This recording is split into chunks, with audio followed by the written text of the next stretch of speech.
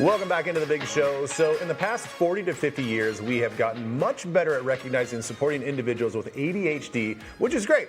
But what that also means is that for many adults in their 30s to 70s, their ADHD might have been missed. So psychologists say they're seeing that as children are being diagnosed, parents are thinking about their own experiences and then wondering, maybe I too have ADHD. So Dr. Karin Ryan with Nystrom and Associates says it actually is never too late to find out. Dr. Ryan, nice to have you here. Good to see you. Happy Friday. Oh, it's so good to have you here on a Friday, always. ADHD, though, okay. Attention deficit hyperactivity disorder? Yep. That's what You it got is. it. Yep. But what does it Which mean? is a persistent pattern of inattention, hyperactivity, and impulsivity. So that inattention, difficulty paying attention, difficulty with tasks, difficulty with completion and organization, kind of the dreamer who gets lost in thought.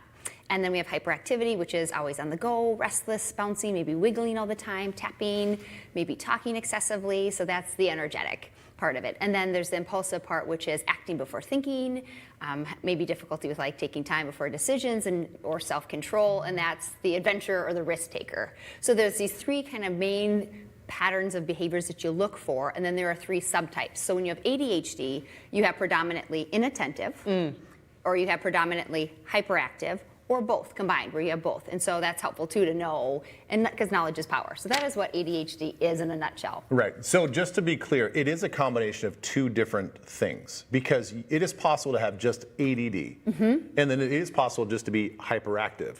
But you're saying that this is a condition that kind of combines those two conditions into one. No, that there are, so you'll be diagnosed with ADHD predominantly inattentive type, or ADHD predominantly hyperactive type, or ADHD combined type. Because that inattentive one, you don't see those behaviors. It's much more of an internal process, where it's that difficulty with attention, disorganization, maybe sometimes getting lost in thought, and that's harder sometimes to diagnose because it's not as objectively noticed in the person's behavior. Okay. And so it's helpful to know there are three different ones. Is there a hereditary factor? Because I think what's happening, what I've been noticing in just friends and people I've been talking to, is that their child gets diagnosed and then they're like learning all about this, and then they're going, wait a second, are you talking about me? Or they're in therapy and then their therapist is very kindly like, hey, have you ever looked into this? That might be kind of a part of what you're struggling with. That is exactly what we're seeing, and that's exactly what people are experiencing. And especially as the kids are starting in therapy and the therapist is starting to talk with them about it and educating the family on ADHD, people are checking and being like, oh, that sounds really familiar in my life as well. I feel like I've experienced that, and there's a really strong hereditary factor. Wow. And so it is something to look into. Okay, so it is much more prevalent for kids to get tested for this and to look into it. But if, as we talked about, if you're an adult, an older adult, and maybe you've always just been like, oh, I'm just kind of a hyper person, I just have a lot of energy. But like, when does it get to a point where like maybe I need to get this checked out, and then find maybe a little bit of a remedy to kind of help myself focus? Yeah, helpful to know the signs, right? Like, what am I actually looking for? So in adults, looking for a pattern of disorganization, so forgetting things, not being able to know where they are, difficulty with time management. Maybe you're always running late to work or always late to practice. Difficulty kind of sustaining attention, feeling bored, kind of zoning out, checking out. Maybe difficulty with self-control sometimes, a hot temper can be there. Might be feeling like it's really difficult to do tasks that are mundane or boring. But then on the flip side, you might find if there's something that's really interesting to you, you lose track of time and you kind of get lost in that world.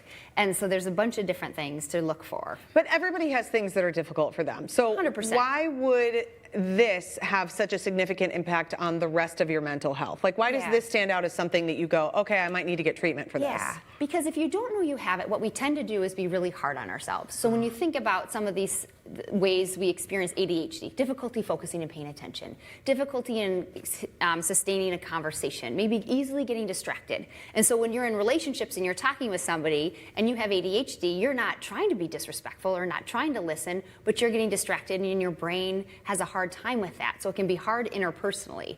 It can be hard if that person's always losing something and staying track of things. And then it's hard on us if we have ADHD, because then our self-image can go down because we're blaming ourselves. What's wrong with me? Why can't I pull it together?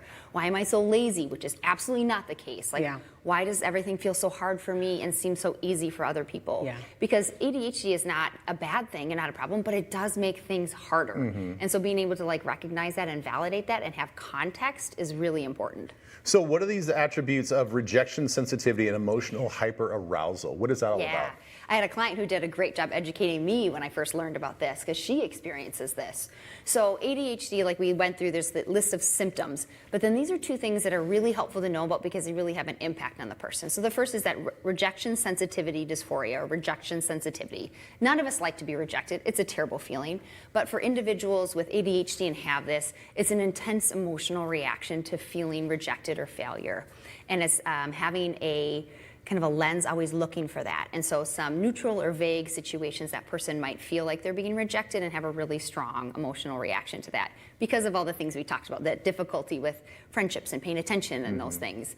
And then the second is emotional hyperarousal. So we said hyperactivity is when we see that behaviorally outwardly. So hyperarousal is that internal experience of that same sort of thing that feels really overwhelming, like thoughts are going really fast, difficulty with thinking and clearing your thoughts, and then you see an intense emotional reaction to that. Oh gosh. Okay, this is such good stuff. We have even more to get to. We're going to have you back to talk about this, but we want you to know that Nystrom and Associates, all sorts of great care. Their info is on our website, twincitieslive.com, and they have 20 different locations. We'll be right back.